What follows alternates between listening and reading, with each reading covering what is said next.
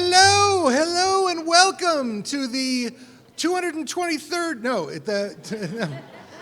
the Festival of Monsters 2023, sponsored by the University of California, Santa Cruz. Thank you so much for coming. Yes, thank you all so much for coming. My name is Dr. Michael Chemers, and I am the director of the Center for Monster Studies at UCSC. Yes, there is such a thing. It shocks me as much as it shocks you. On behalf of the center and my collaborator, Dr. Renee Fox, right here. Yes. I welcome you to the festival. We have a tremendous number of folks to thank. I'm just going to do some thank yous, get them out of the way real quick, and then we will move into the festivals itself. Dr. Noah Wardrop-Fruin and Professor Elizabeth Swenson, who's right here. Thank you so much for helping us write grants and being co-directors of the center and all that kind of stuff.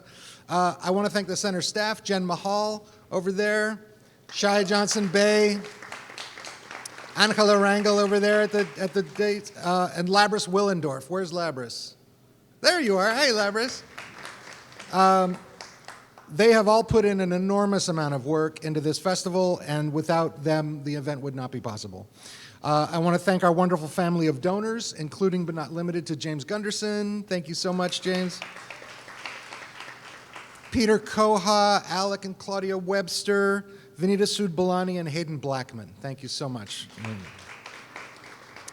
We also want to thank our gracious hosts here at the beautiful Museum of Art and History here in downtown Santa Cruz, Rob Wolf, Marla Novo, and Natalie Jenkins. Thanks, Marla. There's Marla back there. Fantastic. I also want to thank Trick or Treat Studios. Anthony and Donovan are out there right now setting up a table, who have given us this incredible backdrop against which we will have our festivities. And my favorite is Pumpkinhead over there. I'd also like to thank a number of organizations at UC Santa Cruz who've provided support for the center's activities this year, including the Arts Division, the Arts Research Institute, the Humanities Institute, the Humanities Division and Humanities Development Team, the Department of Performance, Play, and Design, which is my department, Porter College, the Department of Literature, the Institute of the Arts and Sciences, and I'd like to specifically thank Carrie Napoles, who's here. Carrie, thank you so much. Holly Unruh, Irina Polish, who is right here. Lorraine Paget, Ginny Hargrave, Maureen Dixon Harrison, Sabrina Eastwood, and our enormously supportive deans, Celine Pereñas Shimizu of the Arts, and Jasmine Allender of the Humanities. Thank you. I also want to thank John Radke, Juan Perez, Miles Morgan, and all their team for their technical support of today's events. Thank you so much, you guys. And now it is my sincere pleasure to introduce Dr. Pranav Anand, Associate Dean of the Humanities Division and Faculty Director of the Humanities Institute at UCSC. Dr. Anand.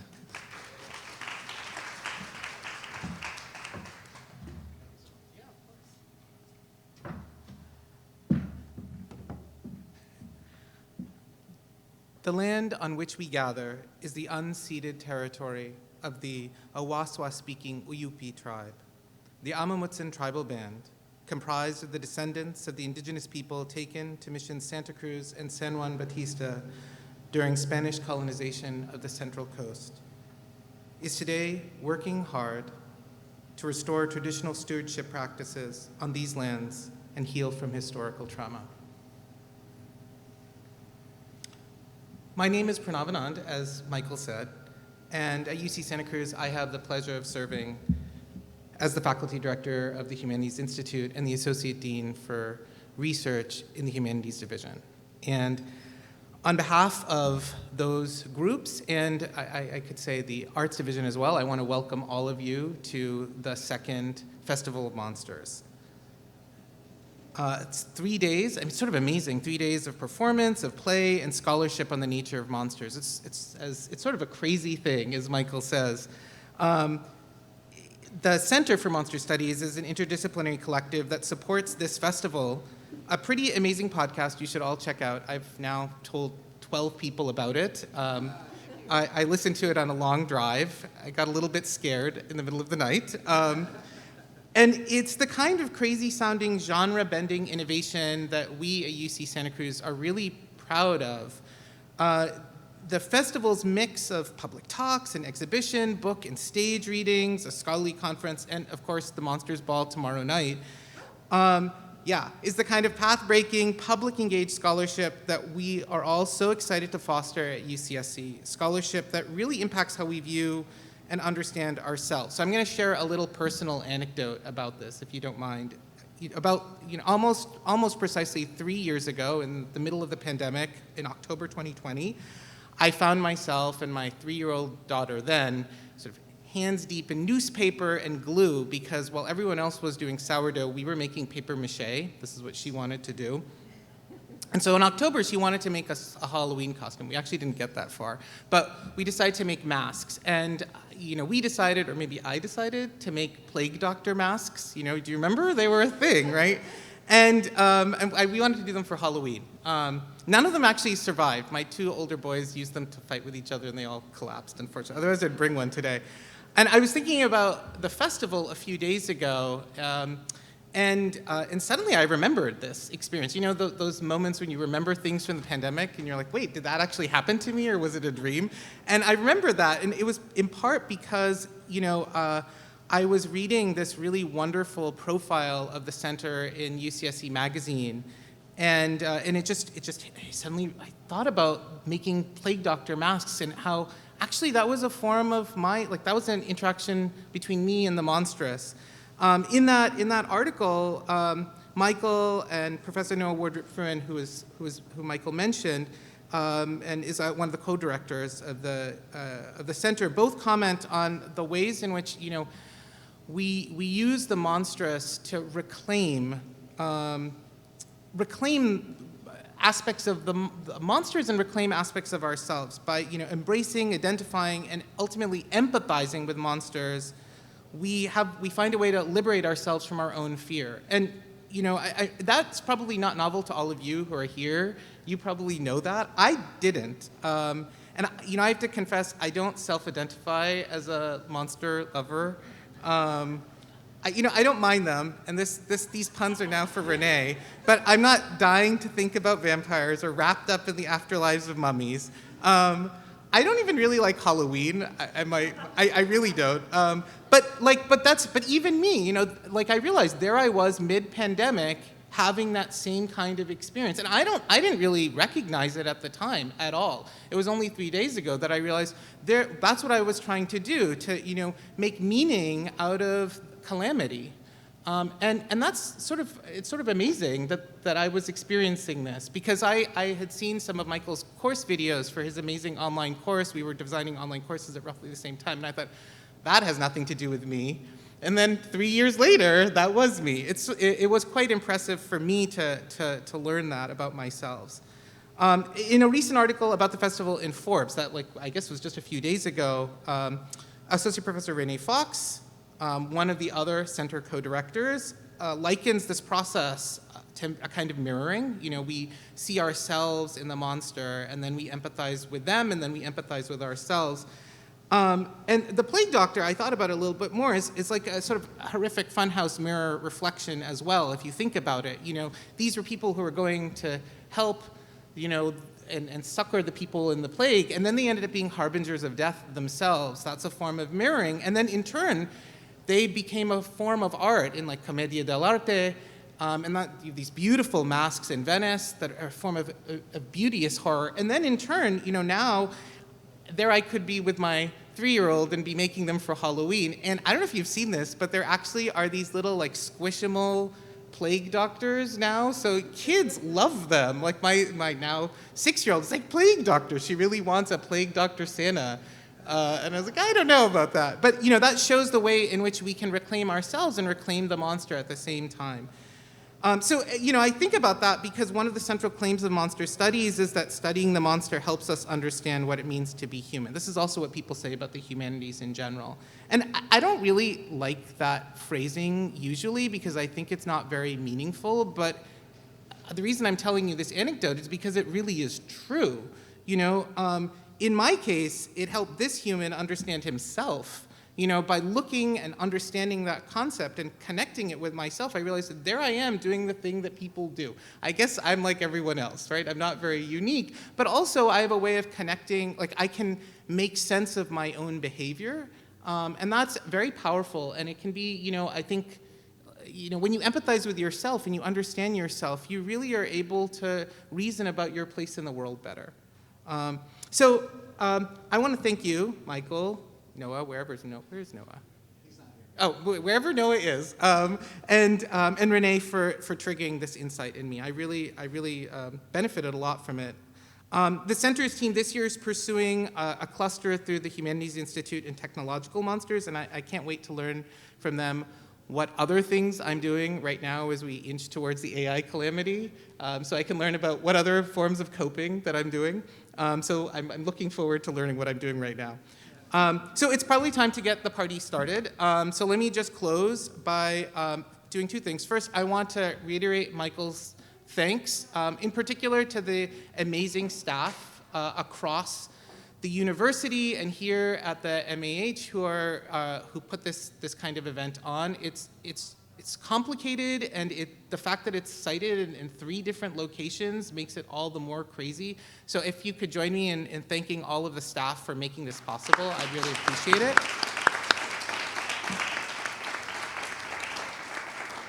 And then it might be a bit gauche, but you can clap for yourselves. It's amazing to see everyone showing up for Monsters. And finally, I just want to wish you all a happy, wonderful festival, and I hope over the next 3 days you have the kinds of insights that I've experienced, and that your self-discovery process is just starting, and I hope to continue talking about it over today and over the next few days. So may you find peace with some of your inner monsters like I did too. Thank you so much.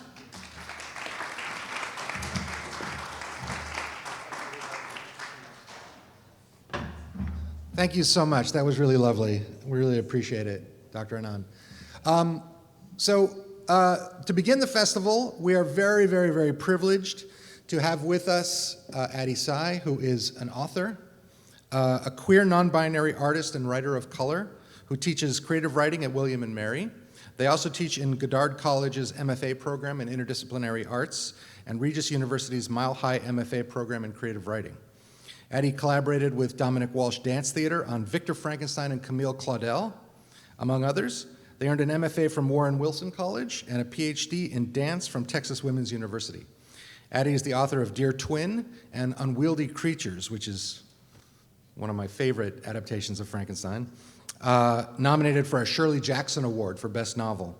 She is the fiction co-editor and editor of features and reviews at Anomaly, contributing writer at Spectrum South, and founding editor-in-chief of the LGBTQIA+ fashion literary and arts magazine, Just Femme and Dandy.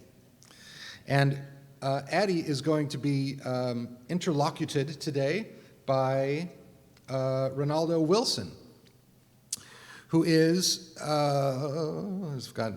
looking it up here, the author of Narrative and the Life of the Brown Boy and White Man, winner of the 2010 Cave Canem Prize, Poems of the Black Object, winner of the Thomas Gunn Award for Gay Poetry, and the Asian American Literary Award in Poetry in 2010. His latest books are Farther Traveler, Poetry, Prose, and Other, which is a finalist for the Thomas Gunn Award for Gay Poetry, and Lucy 72. He's co-founder of the Black Took Collective, also a mixed media artist, dancer, performer, and has performed in multiple venues, including the Pulitzer Arts Foundation, UC Riverside's Arts Block, Georgetown's Lannan Center, Dixon Place, the Atlantic Center for the Arts. I could go on and on and on. The recipient of the fellowships from Cave Canem, the Jurassic Resident Artist Program, the Ford Foundation, Kundiman, McDowell, the National Research Council, the Provincetown Fine Arts Work Center, the Center for Art and Thought, and Yaddo. Wilson is Associate Professor of Creative Writing and Literature at UC Santa Cruz, serving on the core faculty of the Creative Critical PhD program and co-directing the Creative Writing program. I hope I got everything, Ronaldo. So please, big hand for Addie and Ronaldo.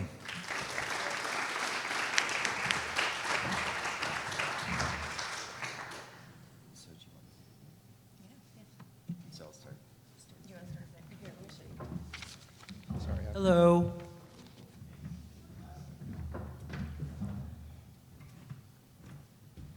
just want to show you. Here's this one, and here's this one. And those are showing, and they'll toggle? Yeah. Okay, great, perfect.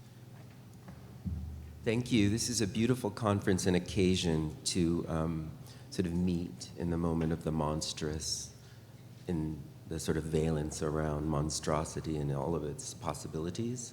I will say that I am so honored to be here today, and I'm super excited to think with you and to think with Addie around some of the questions that she presents across multiple modes of representation, and I think a kind of reckoning. So I'd like to begin by just introducing Addie in a slightly different way, and to invite Addie and later all of you, or maybe you will be engaged simultaneously in the process of thinking through the catastrophe. And I'll begin with Volume 1, Chapter 4 of Mary Shelley's Frankenstein. I know it's weird, right? Yeah, I usually, thank you. So I'll just begin with this sentence, and this is a moment of description from Dr. Frankenstein, who's imagining the monster or encountering. How can I describe my emotions at this catastrophe? Or how delineate the wretch whom, with such infinite pains and care, I had endeavored to form? His limbs were in proportion, and I had selected his features as beautiful. Beautiful, great God, his yellow skin scarcely covered the work of muscles and arteries beneath. I could go on, but I'm interested in that moment, that precise moment of both the catastrophe, the unveiling of the artery, the unveiling of the muscle, what's beneath, which I think is about a writerly practice that I think both Shelley and Tsai are both considering. It's, I think, a practice that considers the possibility in moving language both diasporically more broadly through cultural vectors, but also, I think, literary vectors. And perhaps the thing that I think reminds me when I'm reading Addie's work is the great intensity of research. And by that, I mean a kind of research that involves the activity of creating rather than simply the act of reporting. So I wanted to shift a little bit in this kind of provocation and read a poem that I think might be in conversation with, well, obviously Addie's work, because it's Addie's work, right? But in conversation of us today. And I don't know, Addie, if these are published. No. So these are new. This is like hot in the artery. The body and the brain are not separate when trauma is involved. It was enough when he took my body. But why must I live inside a body that also can't speak? I try to find words, my brain goes slack. My eyes, too. Normally I might finish the poem, but since I'm committed to the truncation of finishing or the collapse of finishing, I'll stop and shift in another way to a collection that I asked Addie to, actually I stalked Addie for these images for this special issue that I produced with Interim, where I thought the eyes were slack with embodiment in these sorts of performances that Addie's engaged with, a kind of diptych photography project that involves, I think, Addie's interpretation of iconic figures and their own representation of these figurations through self-portraiture. And I'll begin with the statement that elicited the call from the great critic Barbara Christian, which inspired my call, in which she asks, where she says, she thinks about generative practice becoming possible among people of color, feminists, radical critics, creative writers, for whom literature is not discourse, but necessary nourishment for their people, and one way by which they come to understand their lives better. So I wanted to just show a few images, if I can. You can see them here. Uh-oh, tab. Is it this tab? Yeah. I don't know if you're not, are you seeing just the image? Now you are, right? Is it too small? Yeah, that'd be helpful, of course. Yeah, you can see a little bit.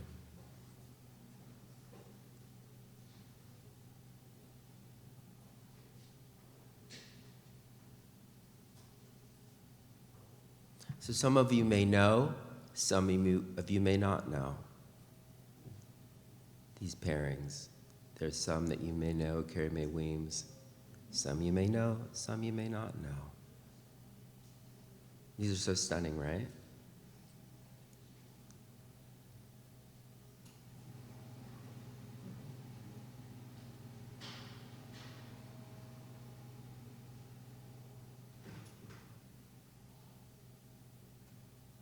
This seems like a polite way to unspool.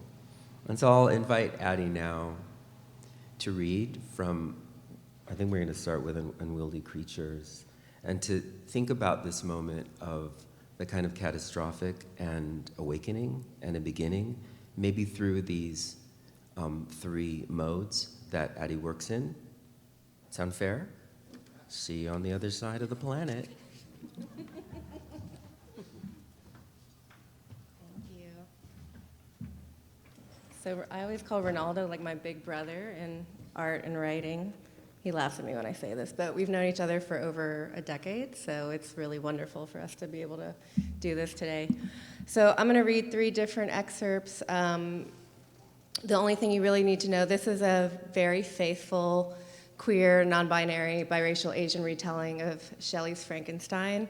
And Plum is our narrator. She's a biracial Chinese intern at Dr. Frank's embryology lab. Dr. Frank is an embryology scientist who's biracial Indonesian. They're both queer, and I think that's all you need to know right now. And this is how Plum, the intern, encounters Dr. Frank for the first time. Dungi Shah, let me start over. The last night of my summer internship, Dr. Wong, the head of the intern program, and I had to physically restrain Dr. Frank, the owner of FFI, so she wouldn't cause a scene. She's actually the reason I wanted to get into embryo research. I read a book by her I found in the library on a cold night when I was trying to stay out of the streets and keep warm for as long as I could. It was called The Frankenstein Dilemma, A Future Without Men. And the way she interrogated how to do away with the need for sperm entirely was nothing short of miraculous. In fact, no one even knew her given last name. Everyone had been told to call her Dr. Frank because she had been determined, since reading Shelley's masterpiece and cautionary tale, that she would figure out a way to create bodies without sperm. Even without that book, Dr. Frank was at the top of her field, absolutely instrumental in changing how we now think of IVF and embryo sculpting. I was impressed also to learn she was an Asian queer scientist in the southern United States of all places. I would be lying if I didn't admit I hoped to follow in her footsteps. Even though Dr. Frank was well regarded for that book, there was also a lot of controversy surrounding the kind of science she encouraged emerging scientists to explore. Before getting the internship, I went to a talk she gave. During the talkback, an audience member asked what she thought of the ethical dilemma of designer babies. Similar to what animal breeders do, but of course made much more complex and ethically ambiguous, given the science involved human embryos. A smug expression fell across Dr. Frank's face, as though even the question itself bemused her. Dr. Frank cleared her throat before she began, adjusted her pristinely starched men's shirt. Oh, well, yes, of course there are ethical concerns with what I'm suggesting, but what could say that about the entire field of reproductive science? That's why the conservatives have been trying to cut IVF funding for decades. These are new times, and they require new means of innovation for thinking beyond that to which we've grown accustomed. Men are, it would seem, finally on their way out, she said with a chuckle, as most of the audience and the moderator laughed alongside her. I looked back at the audience member, who seemed a bit embarrassed, smiling awkwardly as he returned the microphone to its stand in the aisle and made his way to the seat. A middle-aged man, perhaps in his 50s, pierced the room with his voice. "You can't be fucking serious," he yelled. He said more, but it was unintelligible because a security guard had covered his mouth while another guard grabbed him by the arms and led him out of the room. I wish I had attended with a fellow colleague who might have whispered their reaction in my ear like so many audience members in the auditorium. Years later, I would think back to the moment of that man's question and realize she never answered him. I wonder what became of that dissenter. I'm sure there were many more where he came from. During the last month of my work at the lab, I saw Dr. Wong gossip with the other techs that had been there far longer than me. The whispers seemed to grow louder, as ones attached to scandal tend to do. I could tell people were alarmed and uncomfortable with what they'd been hearing. I couldn't hear everything they were saying, but I heard something about a breakdown and her biggest donors pulling funding. I didn't want my idol to shatter before my eyes, but I couldn't help being curious about what was behind all the whispers. All I knew was there was something clearly wrong with Dr. Frank, and I wasn't altogether sure I wanted to know what it was. And then, on the last night of my internship, as we were wrapping up for the night, Dr. Frank blew into the lab like a rash, wild-eyed and pink-faced, her perfectly coiffed hair as frazzled as what seemed to be her state of mind. Her outfit, as always, was elegant and well-tailored. She wore a deep violet suit with a bright green men's shirt. The shirt was untucked, and her thin floral necktie was a bit off-kilter, one of the few signs, other than her unkempt hair and complexion, that something was off. Dr. Wong acted fast. She untied her lab apron and threw it to the side. I followed suit. She gestured to me to hold down Dr. Frank's right arm while she held her left. Initially, I was a bit caught off guard that Dr. Frank didn't make any move to resist us. Her teeth clacked against one another, and her skin was frigid to the touch and remained so, even after we walked outside in the blistering southern heat. Not a drop of sweat gathered on her skin.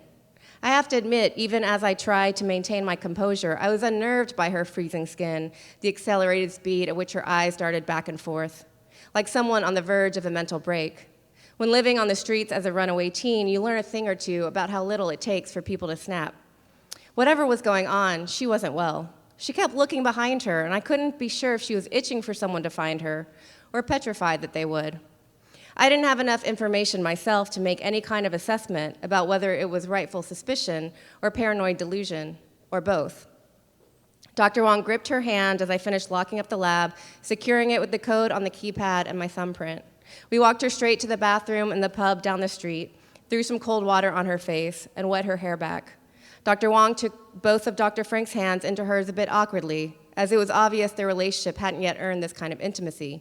Breathe, Dr. Wong commanded, forcefully rubbing her fingers with Dr. Frank's. But you don't understand. I have to get out of here. It could be any. Dr. Frank began in a heightened, accelerated tone of voice. Listen to me. Dr. Wong started, then stopped.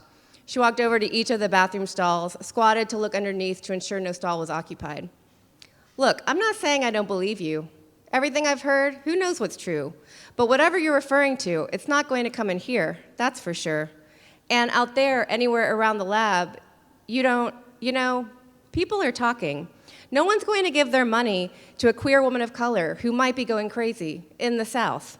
You know this more than I do, okay? Dr. Frank didn't nod, but she didn't interrupt or protest. Dr. Wong continued. This is what I think we should do. How about you go home with Lee, the intern? She's wonderful, and I guarantee you have her utmost discretion. I'd take you with me, but I have kids and a partner at home. Let's get a bite to eat first, because I think it would calm you down a bit, and also so as not to arouse suspicion. Then Lee will take you to her apartment where you can get some rest, and we can discuss everything else in due time. I doubt whoever is following you will know to look for you there. Dr. Frank's breathing has slightly slowed by this point. She took her hands away from Dr. Wong's and placed her left in her suit coat pocket, as always, while the other smoothed down her wet hair. She nodded.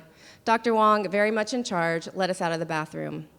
Dr. Wong was right. If she'd stayed in the lab in that state, a tech or a janitor most likely would have reported her.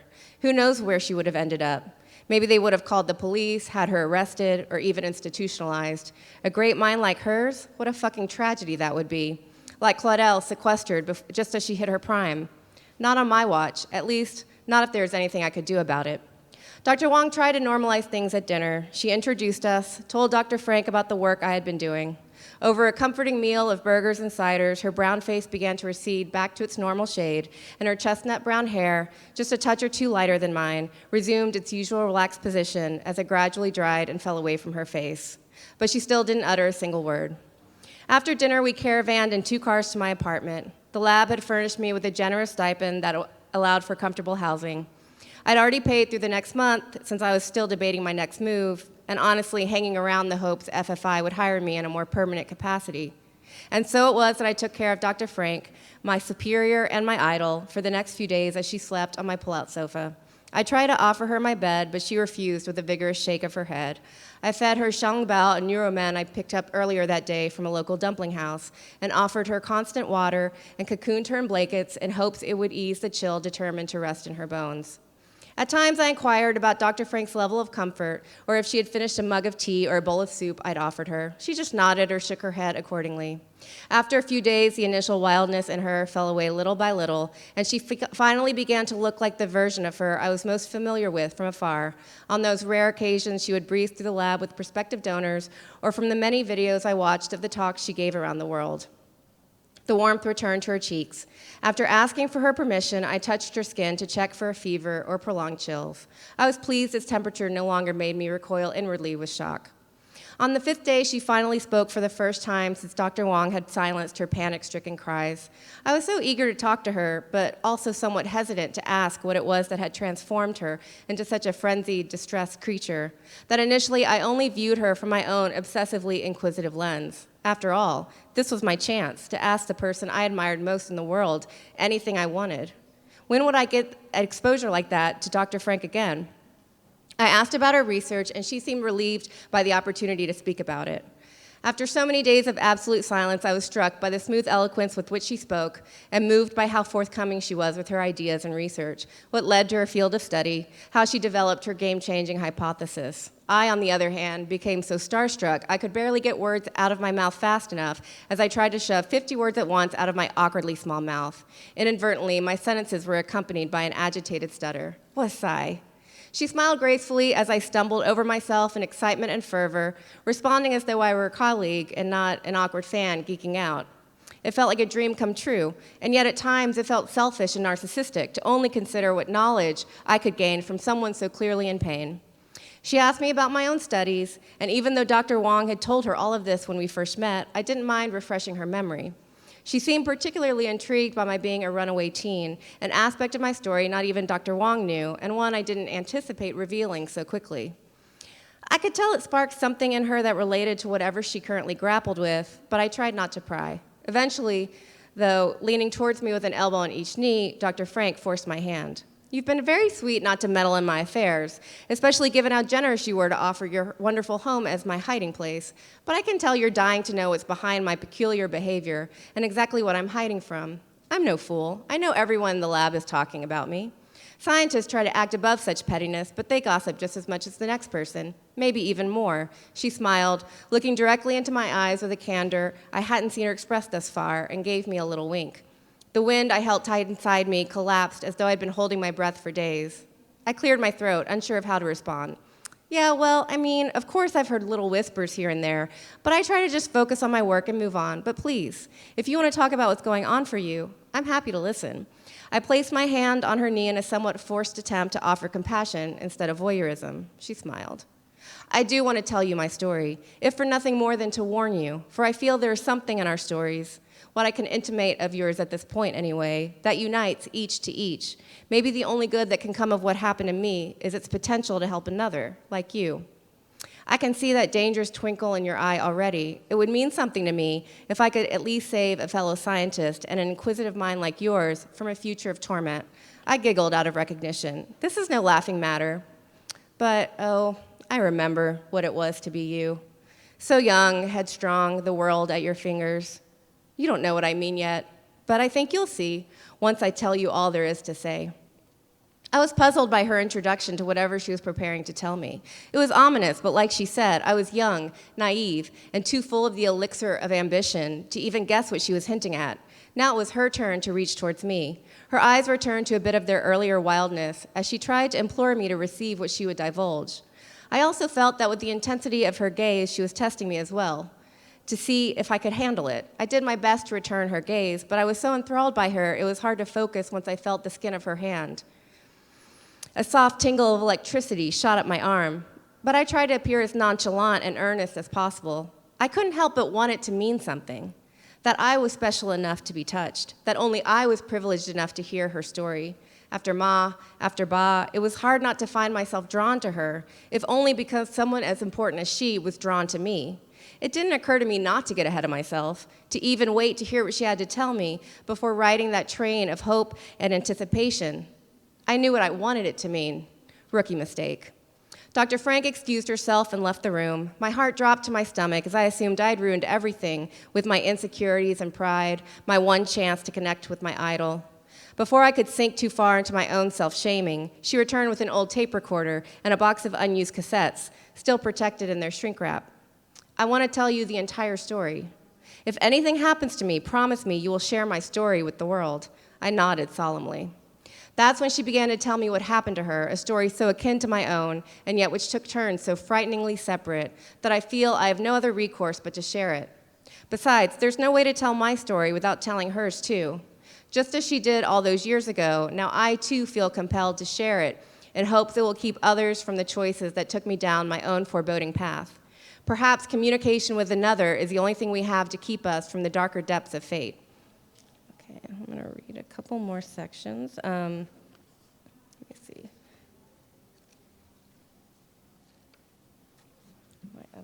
My other marker fell out. Hold on one second.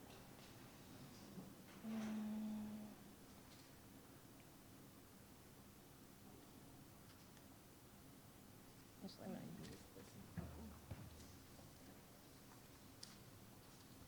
So I usually don't read the creation scene because I feel like it's like mad spoilers, but it's a monsters fest, so it seems very fitting, and especially because Ronaldo read a little bit of the creation scene from Mary Shelley's Frankenstein, which I'm mirroring not only in the way that the scene is constructed, but also in the language. I thought it would be good to read it. So, just listen and then forget everything you've heard when you read the book. So, Hana is Dr. Frank's partner. She is biracial Japanese-Spanish and has willingly offered herself as a surrogate. They are using a kind of in vitro called in vitro gametogenesis, which is basically using stem cells to create an embryo. This is a thing. It's been successfully done where you don't need sperm or egg. It's been done with mice because obviously it would cause quite some ethical issues to try to do that with human life. So, okay. I think the only thing is that Silber is the doula. That's the only other thing you need to know. How can I describe what a catastrophe this pinnacle moment, this moment I had been waiting my entire life for, became? The creature's head was too large and unwieldy to fit through the birth canal, and Hana was under major duress and pain. We had no choice but to rush Hana to the hospital for an emergency C-section. When we got to the hospital, I could tell by the look on the admitting doctor's face that this was not something he dealt with on a regular basis. It was at that moment that Hana finally looked back at me.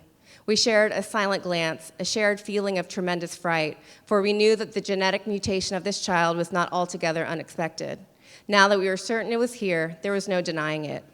But then came the release of blood that was the result of this distorted creature and the responsibility of that boy, little Ezra, which replaces Elizabeth, who had for so many years brought so much charm and joy into my life. Sweat began to pour from the top of Hana's head during the procedure, and the doctor struggled furiously to pull the enormous being out of Hana's swollen belly, while Silber remained by Hana's side, stroking her hand and coaxing her through it. At times, the doctor would ask Silber to assist, but mostly she just remained of support to Hana, for which I was grateful. Hana certainly had not warmed towards me, not even now, even when so much was at stake. I suppose, looking back, the more dangerous and painful the childbirth became, the colder she became towards me, the reason for its acceleration. I had never seen so much blood in my life. It was a grotesque sight I hope to never revisit. Good God, what I thought would have been the most perfect specimen. The creature's eyes were indeed blue, as I had hoped, but there was an eerie hollowness to them, like staring into a dazzling crystallized light. Its complexion was an intriguing dark blonde color, but the amount of reddened hair sprouting from its head and belly was disconcerting, to say the least. Its belly button protruded an inch from its body, and its rib cage caused its torso to stick so far out that I could only describe its manner as hideously wretched. The infant's hands were abnormally large, while its feet, shockingly, remained a more expected size. The only comfort I had at this hideous sight was also a tragedy. Hana had lost so much blood during the C-section that she didn't survive through the procedure long enough to even see this monster the doctor placed in my hands before he fled the scene. For so many years, I had worked at nothing else other than my attempt at creating the perfect creature, one untouched by man either in the creation of the embryo or in its delivery. In the end, I lost control over both of these variables. It was these factors that led to my poor creature's ruin and ugliness. In order to accomplish this, I had kept all whom I loved far from me, and I had sacrificed all sense of wellness and happiness. And this is a Frankenstein quote. But now that the creature was in front of me, the beauty of the dream vanished, and breathless horror and disgust filled my heart. Unable to endure the aspect of the being I had created, and over whose perfection I was unable to fully control, I took the infant, covered in a white sheet, into my arms and rushed out of the room. Because I had long held a certain kind of authority in the town, I was easily recognizable to most healthcare professionals. Most knew how important I was to the birth industry. As I walked the hallways of the hospital, I could see the shock held on the faces of the nurses and the hospital administrative staff who had clearly already been told what had transpired in the room between me, Hannah Silber, and the attending doctor. I emitted some sort of energy or held some reaction on my face, indicating that whatever it was I held in my arms was shielded from view with a thin white bedsheet, was so horrible and unseemly that no one asked after me or questioned why I was leaving without filling out the appropriate paperwork. This was not a creature I wanted to claim. I did not want my name attached to any birth certificate for this bundle tucked under my arm. No social security number, no proper identification. This creature killed my love and was marked with the poison of my brother, my cousin, my darling Ezra, who had become a stranger before my very eyes. Perhaps he had always been one. I would never see this thing our sick, twisted triangle had made separate from Hannah's gruesome death and Ezra's manipulation, the sole reason for this thing's monstrousness. This creation was coated in the sheen of tragedy and destruction for now and all eternity. Everyone knew not to stop me or question what I hid between my hands. I'm sure they remained silent and unmoving in fear of what could be so terrible to be hidden from the world by its own creator. As I raced out of the room, I heard Silber, who had silently remained with Hannah, frozen in shock and grief at Hannah's death, cry out after me. But I think she knew after what she witnessed that there was no use catching me. We knew we would never see each other again. We would never speak of what we had experienced together in that sterile room. I hoped to never return to this place again. I didn't look back to see if she'd run after me or if she remained glued to the chair by Hannah's side.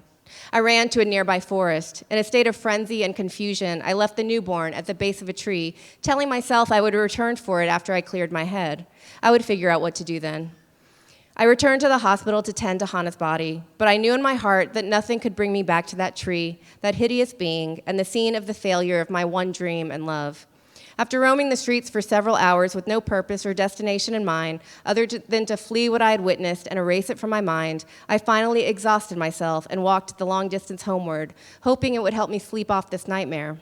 A little part of me wished I would wake up to discover it had all been a most terrible dream, that Hannah and the unborn baby was still with me, that she loved me again, that I had thrown away the embryo that contained Ezra's sperm and told her everything from the beginning so we could just start again. Instead, as I slept, I was tormented by the most disturbing visions. I saw little Ezra as he was from so long ago, when my father and grandmother were still alive.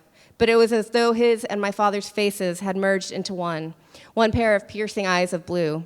Having not seen my father in so long, I immediately wanted to embrace him, without thinking, but as I pulled away to greet him properly, I discovered holes where his eyes should be, his flesh rotting off his bones. I spent the rest of the night monstrously. For days afterward, I feared I would fall into an unconscious state from the agony I experienced then. My pulse sped. My eyes could not rest long on a subject of focus. I felt such striking grief at all that I had lost, Hannah, little Ezra, but most of all, the bitter and disappointing distance between how I had imagined my creation and what demonic reality took its place instead. At some point, I felt an indefinable remorse at leaving a defenseless infant in the woods with no sustenance or comfort, even one as hideous as that which I had made. And so one night, shortly after the creature's birth, I stole away from my apartment in the middle of the night. I imagined if anyone had come upon me, I would have looked dreadfully sallow and hysterical with a certain wildness in my eyes. By the time I reached the tree where I had set the baby in the white sheet from the hospital, the wretched thing was gone, the sheet wrapped around one of the tree's branches, making a whipping sound with the wind. Okay. Then I was just going to read one more excerpt, I think, the Ash story. I don't know where we are on time. It's 9:51. I don't know. Are we stopping at 10:15? That's the plan. I'm enjoying this so much. Do you want to read? Yeah, read. Yeah. Okay. Okay, so this is quite some years forward, and this is the the creature's origin story, and the creature's telling that story to Dr. Frank. So for those of you who know Frankenstein, you know the scenes that I'm referring to. Okay. And Pine is the person who has found the creature as an infant, who lives in the woods and is taking care of the creature. Because Pine and I banded together against the world, I did not come of age in the gender binary world that you and all other welcome bodies are accustomed to. As Pine taught me to read and write, he also gave me what neither you nor my father, if father he could be called, could give, a name that befit my particular way of being. The name he gave me came from his understanding and love of all that I was, but the occasion that caused me to finally possess my own name was born of such torment as you will never experience. On this particular afternoon, Pine had gone to scavenge for supplies and soup when I began feeling feverish from a cold after a few days of hard rain. The rain had let up at this point, and so, bored and curious, as young children often are, I began to explore the woods a bit more than I did when Pine watched over me. I took a stick with me and a handful of small pebbles so I could trace a line in the dirt and drop the pebbles where I wandered to easily find my way back to our shoddy and makeshift camp. I discovered a small stream I had never seen before, as I had never traveled this far, that cut through the woods. I leaned over the cold stream to run my hands through the water, excited at a new sensation. I was perhaps 7 years old at this point, and although I had some innate sense I was growing larger more quickly than expected, Pine had to frequently replace my torn and tattered clothes and figure out different strategies to keep my feet protected. This was the first time I remember being faced with my own reflection. It is no understatement to say the face that stared back at me in the folds of blue absolutely terrorized and frightened me. At first, I couldn't make sense of what I was seeing. The monstrous figure, shadowy but clear enough to discern its hideousness, couldn't possibly be my own reflection. I whipped my head around, hoping I would see another figure behind me, one to account for this confrontation, but I was alone. I didn't interact enough with others to understand what beauty was exactly, but I had read enough in all the books Pine gave me that I was not filled with any sense of comfort or peace at glimpsing my own lopsided face, the grotesque proportions of my body, or the strange copper hair that covered every inch of my skin. I fixated on the image that stared back at me for so long that I lost track of time, my hysterical tears falling down my threadbare clothes and dropping into the water below, the thing responsible for the sight of ugliness. Finally, Pine found me. I suppose he followed the line I cut into the dirt. It did not take him long to figure out what had happened, as he noticed my expression that held the depths of pain I felt at viewing how wretched I imagined I looked to all others. He held me for a long time, saying nothing at all, and for this I will always be grateful, for he knew there were no words of denial he could offer to appease me. My worst thoughts were irrefutable. After I had cried all the tears left in me, at least on that day, he sat me down and spoke with me about what he had been able to find out about where I came from. I have waited many years to tell you who it is you come from because I wanted to be sure, and because I wanted you to be old enough to understand the complexities of your birth. Your story is not like the others, Pine said, holding my hand as we sat on the hard, plain ground beneath us. Although I felt soothed by his touch as always, I knew it came with something dark and terrible that I would need to be comforted for, and so in this moment, his touch frightened me. I had a sense that when I found you, you were only a few days old. There's a hospital not far from here, and I figured one of your parents had left you there shortly after you were born. Had left you here shortly after your birth. He paused. There is a kind man that works at the hospital who has often given me used uniforms and shoes, leftover food from the food court that would have gone to waste. I've known him a long time and have always been grateful to him. He is someone I know I can trust. So I asked him if he would try to find out if there was a child that was delivered shortly before the day that I found you, and if he could find out any information for me. Pine briefly took his hand back and wiped his face. He grabbed his old worn backpack behind him and pulled out some pieces of paper with text printed on them. Before I give this to you, I want to tell you the story. I want it to come from someone who loves you. These people responsible for your birth do not matter anymore. I love you, and you are safe, and that is all that matters. Your parents are both scientists, and although they are not blood related, they lived together in the same family for many years. The woman who carried you does not share your DNA, but she would have been a loving parent to you if she could have found it within herself to care for you. I think based on this letter, she would have. She died from complications of childbirth. He paused.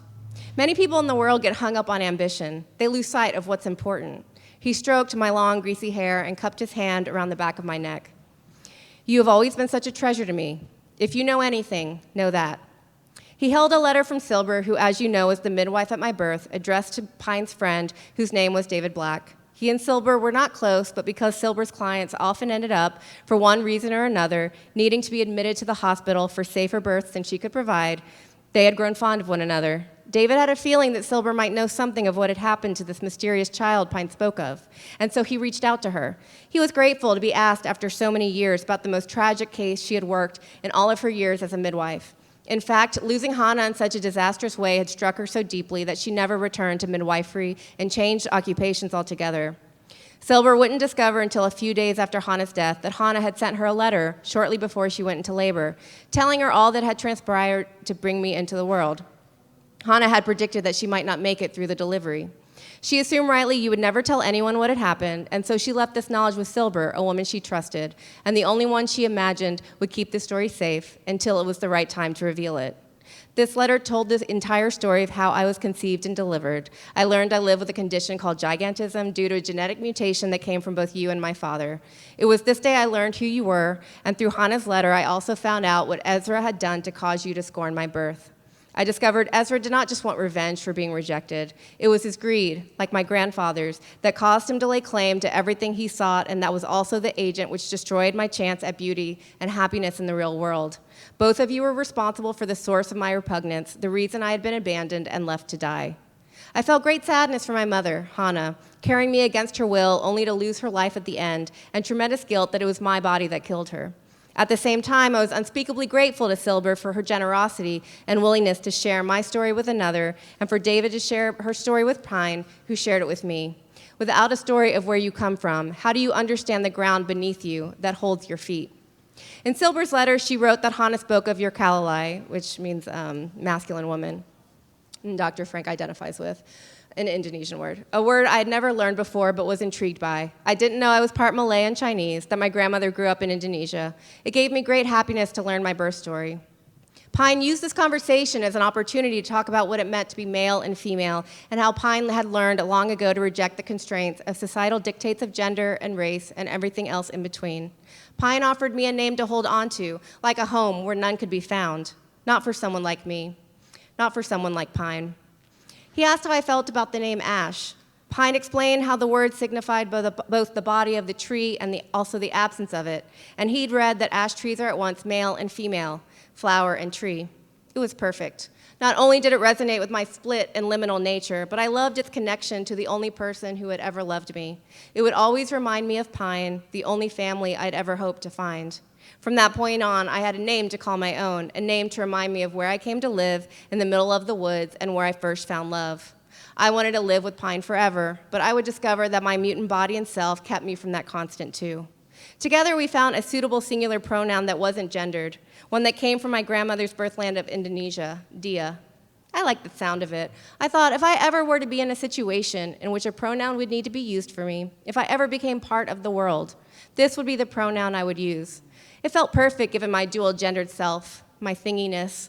I told Pine this immediately. He smiled and assured me if there was ever a need for him to refer to me in the third person, he would make sure to address me in the way I desired. As I was reading about your kalalai, I came across the word bisu, which technically translates to transvestite priest, but has evolved over the modern age in South Sulawesi to describe someone intersex or even metagender. When Pine and I read about bisu, we both looked at one another at the same moment, and we knew. This was me. I rolled the word around on my tongue, smiling, feeling squishy and soft in my body as I uttered it. And so I tell you now that my name is Ash, and I'm a Bisu, and I hope you can understand why, in all future cases, both within my company and beyond it, I want to be referred to by the pronoun Dia. Thanks.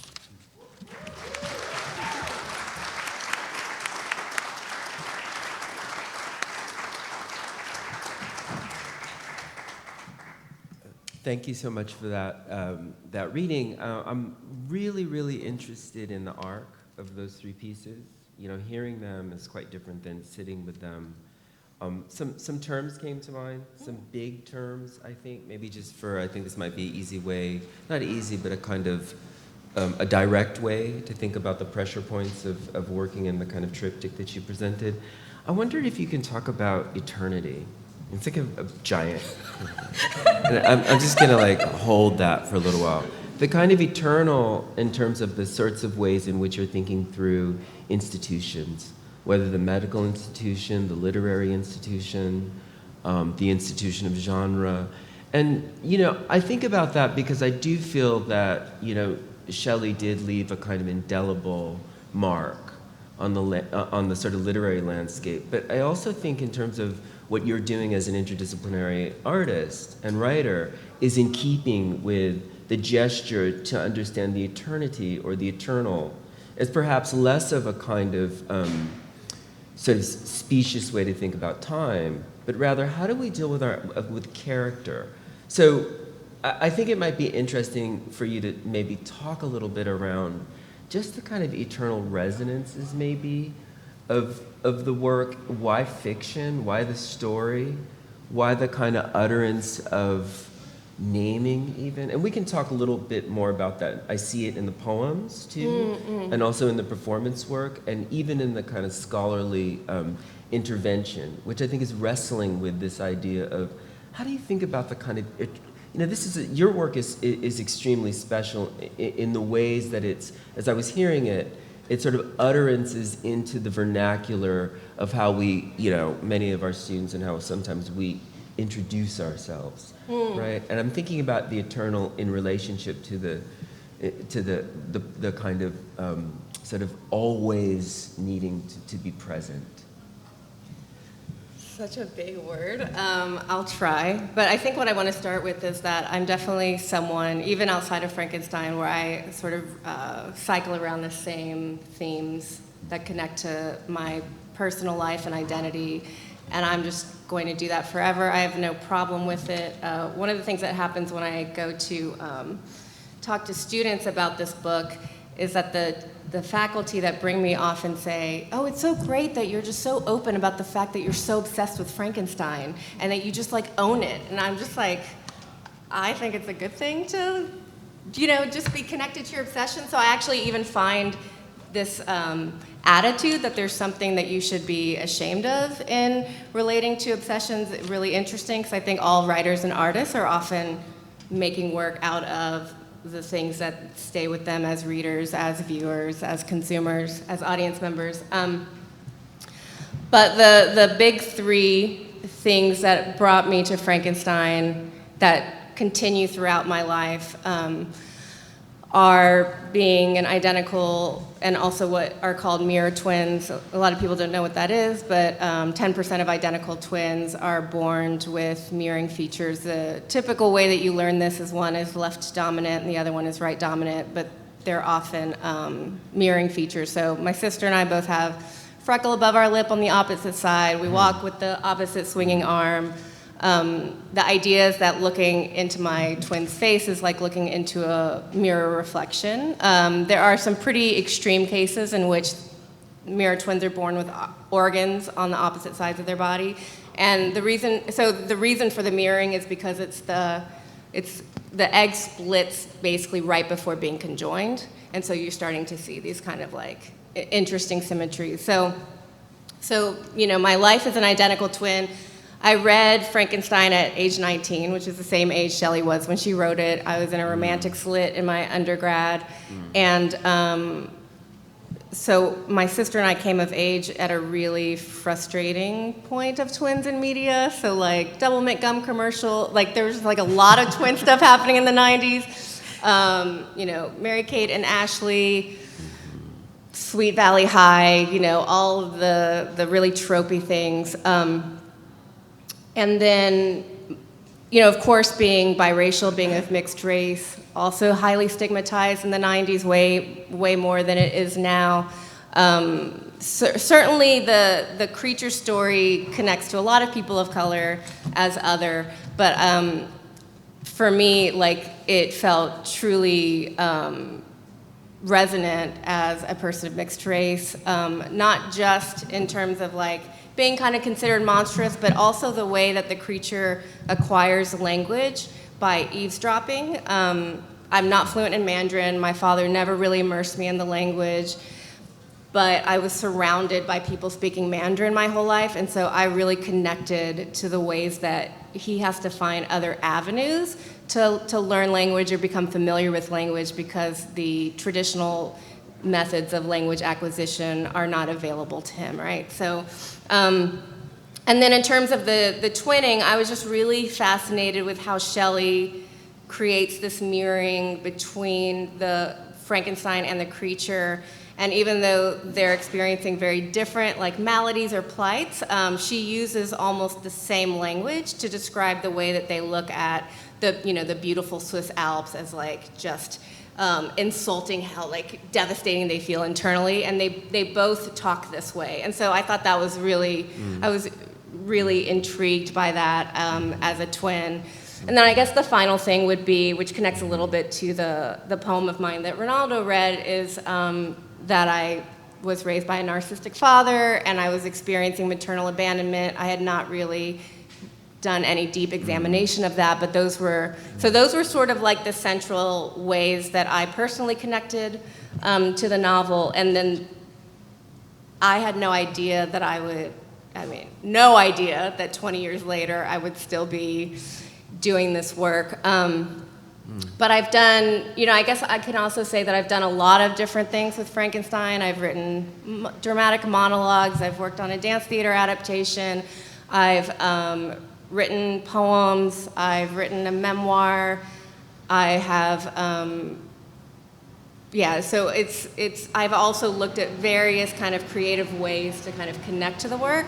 And then I guess I would just say that as a twin, it's always made more sense for me to create work in relationship to an other, whether that's a text of influence, these the fashion remakes that I did were an Instagram project I did during quarantine. I was just like in my house, what else am I supposed to do? So I did those every day for a while, and one of the things I was trying to do with that work was not only kind of like racialize, and I was trying to racialize and gender between like who I was remaking, and sort of looking at, what happens when I dress as Tony Leung, looking Asian, but obviously not looking like a traditionally masculinized body.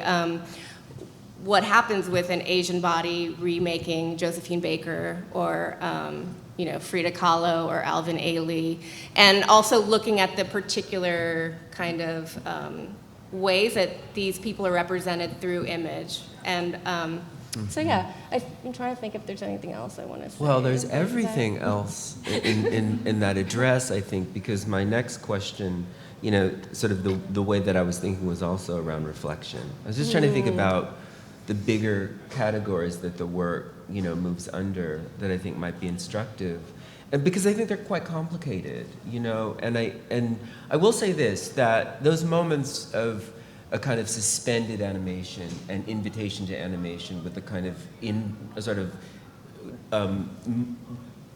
inverse moles and then gait, right? So there are moments of both stillness and movement that I think are, I always think about what makes an artist, right? Like what makes, someone who's compelled to create. I think it's innate. I think you're born with it. And I think part of it is how are you using that perspective in a way that's useful and helpful. And I think the folks that you're thinking with, whether it's Baker or Baldwin even, there is a sort of radical, multimodal attempt to always represent in that work. And to take that on as an invitation, I think is really remarkable. And so Addie also sent me an essay, which I don't know if it's published. I have all this secret document stuff, right? So I wanted to read something, and it's going to be personal, but it won't be as I'm just because I opened with this notion of the institution. I'm going to read something which I think was a formative mode for the book. I sat in my professor's cramped office as he gestured dramatically in his oversized blazer. TBH, he was the exact image one might have of the absent-minded professor. And I tried to make myself as small as possible, something I did often in those days. To give myself credit, I was at least self-actualized enough to have arranged for my twin and me to escape the house of my father, my first Frankenstein, the year before, knowing I needed more than to fight for crumbs to be bigger than a crumb under his foot. And I wanted to stop there and think about the choice of character of the amplification of the monstrosity, which is in the terrain of the familiar gigantism, to be, like hypergender, like out of hyperginger rather, whatever, right? There's a kind of hyper representation of the things that are familiar. And I'll read this other passage that I think might help too. I tried to explain once, this is from a poem, It Seems Impossible to Explain. I tried to explain once how English isn't a language. I understood even though it's the only one I can perform. I'm not from here. I was just born and raised here. So I wanted to just ask a question that thinks about the possibilities of the exilic, in your characters moving between Asian diasporas, the kind of, exile in all kinds of ways, the potential of being exiled for being a brown body in space in an institution and harmed, how quickly we're deemed criminal, right? And the kind of the sort of threat of the kind of jettisoning from one's place that's tied to the act of size, scale. How do we make ourselves bigger? And I'm just interested in, just to talk about the choice of scale in the work, maybe, of why gigantism, why red hair, why the kinds of whiteness in the skin. That you say at one point it's dirty blonde skin, which I've not quite heard before. But why is it that we get what dirty blonde skin is? What? There's a familiarity with the kind of gigantism of, let's say whiteness, right? As a kind of pro forma mode of reckoning, which is quite different than the sort of twin mechanisms that you're getting at. So I'm just wondering if you can think about scale and exile. Well, so part of like the figuration of the creature had to do with how to make the creature hideous without being ableist. And I think that even though we could speak about the ableism perhaps in the original Frankenstein, she's able to get away with a lot because we're in the 19th century and these things are being dealt with differently. But I felt like I wanted to complicate this idea of hideousness and against these like able-bodied sort of representations. And so, so some of the details are like, oh, this would sort of seem hideous on a body, but would not be considered troublesome or just, or problematic. So that's where some of the like I was like, what can I do? The red hair, so I wanted to create kind of these like eerie ideas. I will say though that the creature is based on Andre the Giant or is inspired by. The Princess Bride is just a really important film in my like very casual life, and so there are like actually a couple little. You'd have to like really know the movie, but there are a couple little like nods to Princess Bride that just make me happy. Probably nobody else will notice them. So then, and I thought gigantism. How could this body live in 2019? We could believe that it existed because obviously, like Mary Shelley's creature is not realistic, and I personally wanted it to feel more realistic than that. There's certainly many people, I'm sure, who have like retold Frankenstein and created like where we have to really suspend disbelief. But I actually wanted to place this in a somewhat contemporary landscape. And so I thought gigantism was something that would immediately create some problematic ways of integrating this creature into the world without,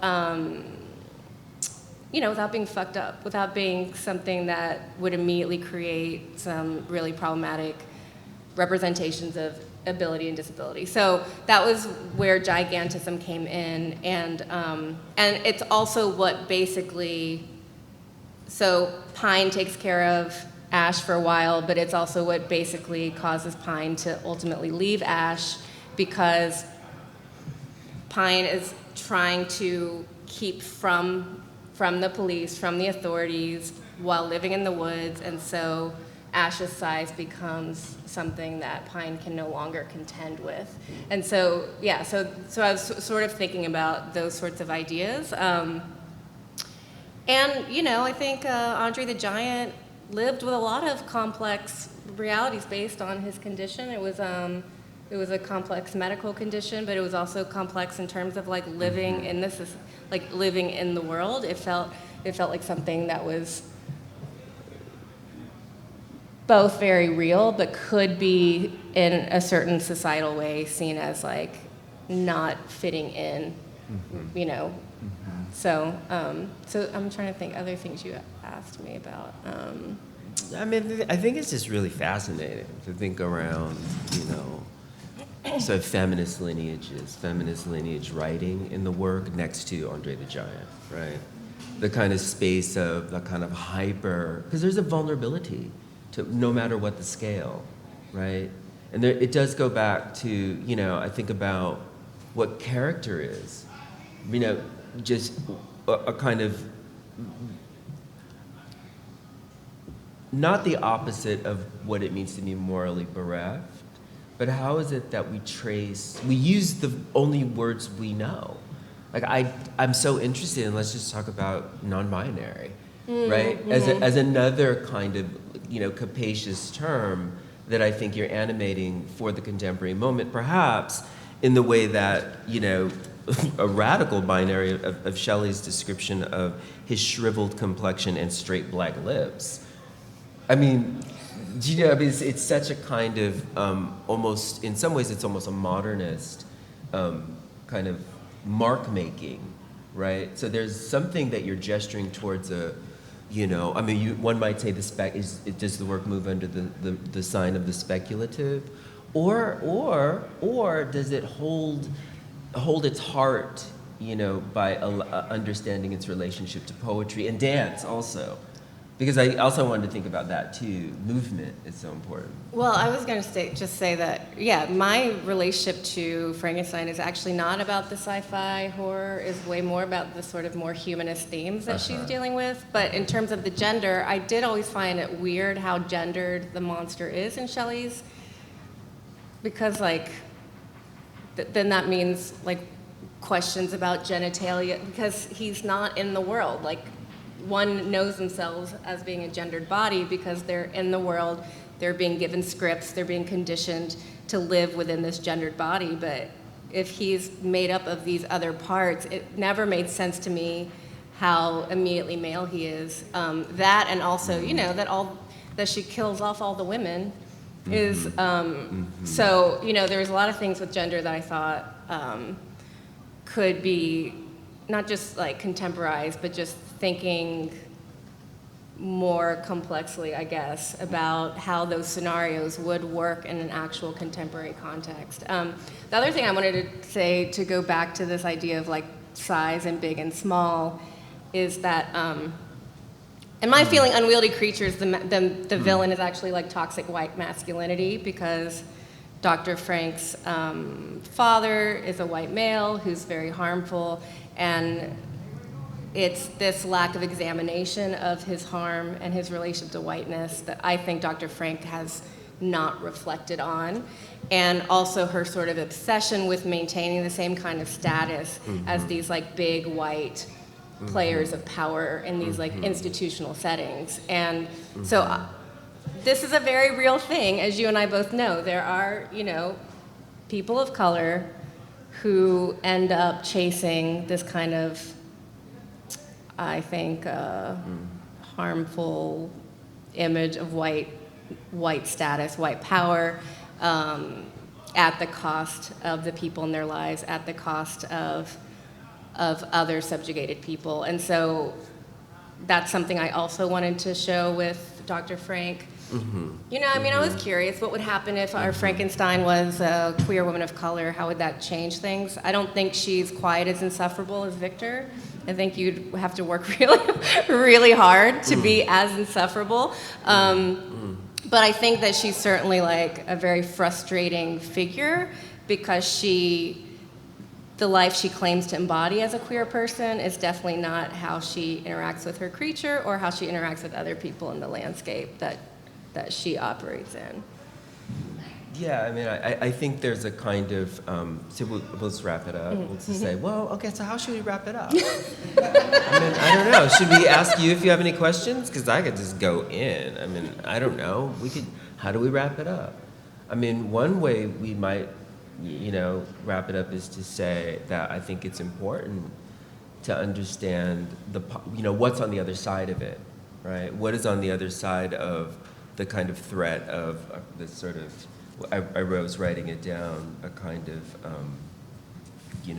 of the animations of precarity that I think you're working against. And I do think it's important to say that I deeply appreciate the move into the natural landscape, into a very particularly gendered landscape that's not Shelley's escape into the ice across into the unknown, yeah. but rather a kind of, the space of understanding the molting and becoming through ash as another kind, or dia, as another kind of way of saying, there are ways to not, there are ways to not get sick and not die in this business. And I'm meditating around I will just thank you, the capacity for you to enable the imagination at all of its sites to not, feel like one has to close.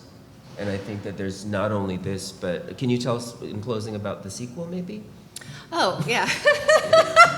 So I am writing a really weird sequel. I won't tell you too much about it, but there will be an epistolary historical romance in the middle of it, which will be a queer biracial Asian reimagining with someone based on Anne Lister, if you've seen Gentleman Jack, and someone based on Mary Shelley, and they will fall in love organizing a way to get lesbians and queer people to gain asylum from Singapore, which is where the Mary Shelley figure lives, to England, which is where Anne Lister lives. So.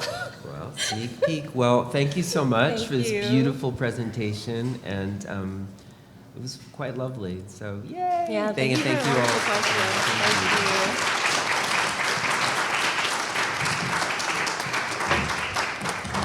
I want to thank Addie and Ronaldo so much for being a part of this and for opening up the festival. Thank you one more time. Big hand. Thank you. Thank you.